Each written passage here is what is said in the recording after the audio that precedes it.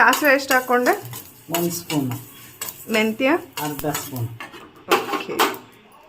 ಇವಾಗ ಕುಟಾಣಿ ತಗೊಂಡು ಕುಟ್ಕೋಬೇಕು.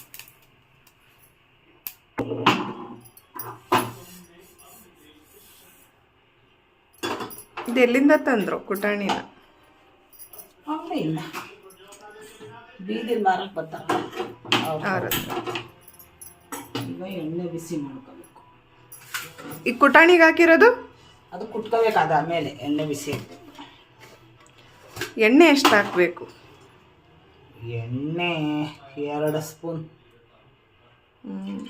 ಅದು ಸೌಟ್ ಅಲ್ವಾ? ಸೌಟಲ್ಲ, ಎಣ್ಣೆ ಸೌಟ 2 ಸೌಟ.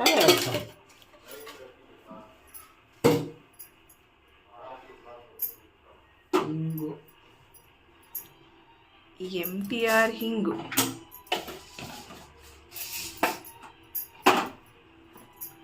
ಅಚ್ಚ ಖಾರದ ಪುಡಿ.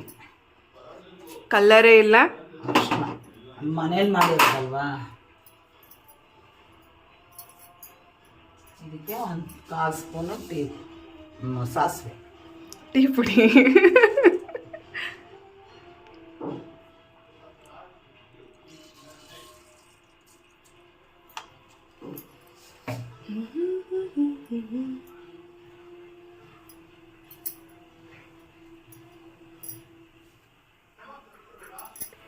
ಅದು ಚಟಪಟ ಅನ್ನೋಷ್ಟೊತ್ತಿಗೆ ತಿನ್ನೋಣ.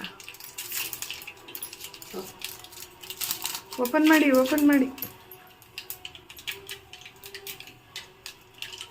ಬರೀ ತಿನ್ನೋದ್ರೊಳಗೆ ಇರಲಿ.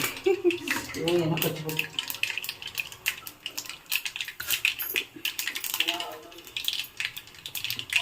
ಅದನ್ನು ಹಾಕ್ಲಾ? ಕರ್ಕೊಬೇಕು. ಏನು ಮಾಡೋದು, ಈ ಚಟಪಟ ಆದಮೇಲೆ ಸ್ಟವ್ ಆಫ್ ಮಾಡಿಕೊಂಡು ಹಿಂಗು ಒಂದು ಅರ್ಧ 1/4 ಸ್ಪೂನ್ ಸಾಕು ಮಾಡ್ಕೊಂಡ.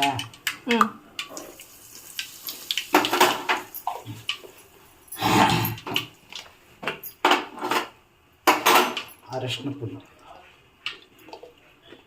1/4 ಸ್ಪೂನ್.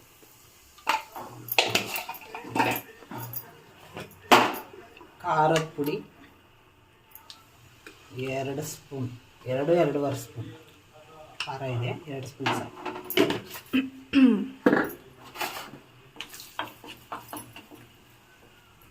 ಚೆನ್ನಾಗಿ ಖಾರದ ಪುಡಿ ವಾಸನೆ ಆರಿಸ್ಬಿಟ್ಟು ಹಾಕೋಬೇಕು.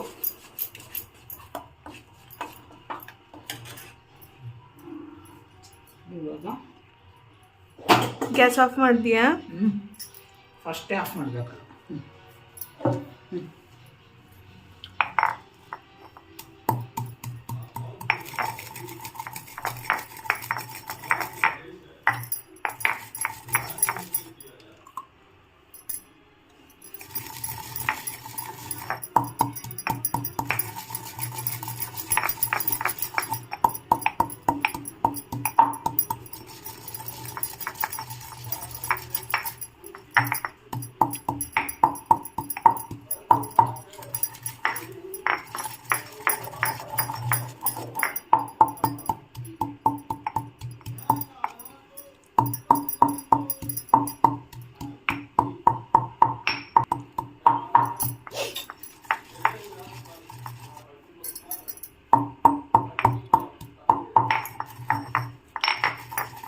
ಸಾಕು, ಇದೆಷ್ಟೊತ್ತು ಆಗ್ತದೆ.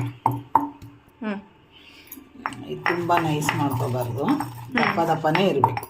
ಮೆಂತ್ಯ ಸ್ವಲ್ಪ ಸಣ್ಣ ಆಗಬೇಕು. ಕಾಳು ಸಿಗ್ತಾ ಇರಬೇಕಾ? ಕಾಳಿಲ್ಲ, ಮೀಡಿಯಮು, ತುಂಬ ನೈಸು ಬೇಡ. ಅಂದರೆ ಸ್ವಲ್ಪ ಅಲ್ವಾ ಹಾಕಿರೋದು, ಸಾಕು. ಸ್ಪೂನಿಂದ ಹಾಕ್ತಾಯಿರು.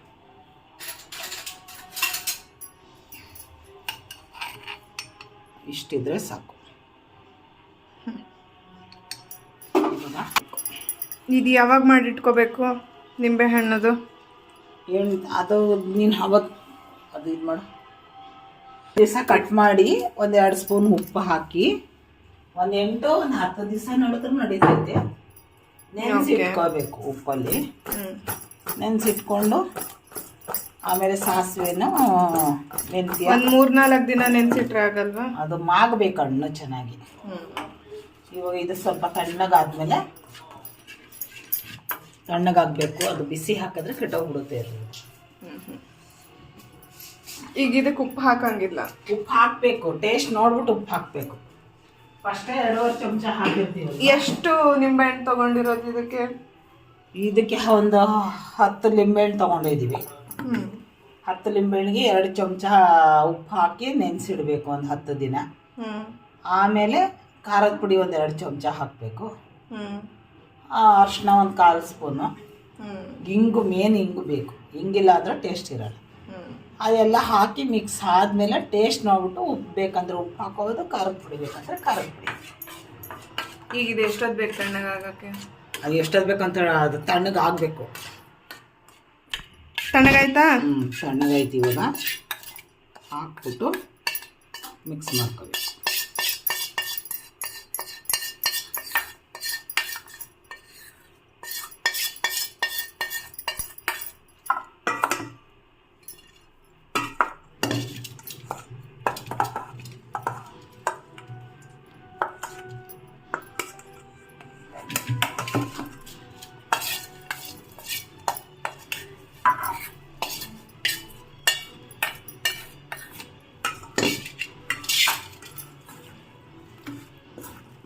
ಇವಾಗ ಇದನ್ನ ಎತ್ತಿ ಒಂದು ಗಾಜಿನ ಬಾಟ್ಲಲ್ಲಿ, ಪ್ಲಾಸ್ಟಿಕ್ ಬಾಟ್ಲಲ್ಲಿ ಹಾಕಿದ್ರೆ ಬೇಗ ಬೂಸ್ಟ್ ಬಂದ್ಬಿಡುತ್ತೆ, ಅದು ಕೆಟ್ಟೋಗ್ಬಿಡುತ್ತೆ.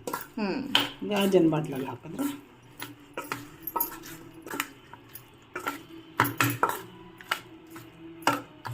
ಟೇಸ್ಟ್ ನೋಡು.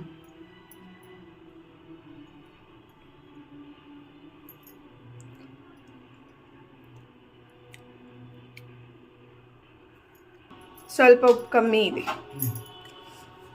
ಇನ್ನೊಂದು ಸ್ವಲ್ಪ ಉಪ್ಪು ಹಾಕ್ತೀನಿ. ರುಚಿಗೆ ತಕ್ಕಷ್ಟು ಉಪ್ಪು ಹಾಕೊಳ್ಳಿ. ರುಚಿಗೆ ತಕ್ಕಷ್ಟು ಅನ್ನೋದಕ್ಕಿಂತ ಒಂದ್ಸಲ ಟೇಸ್ಟ್ ನೋಡಬೇಕು.